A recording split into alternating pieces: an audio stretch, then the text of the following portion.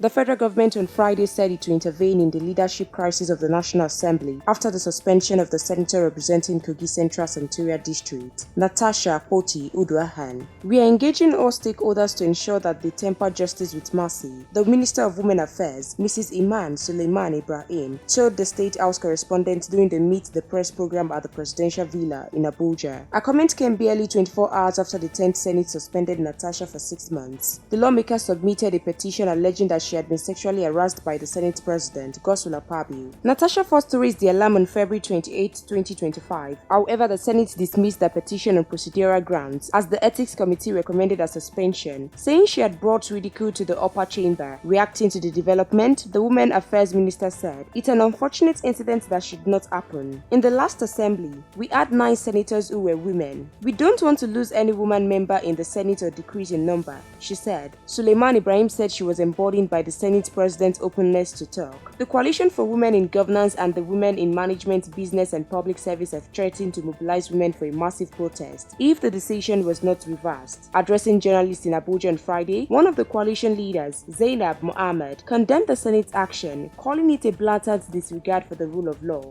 While this has generated mixed reactions online, we will continue to monitor the story for more new developments.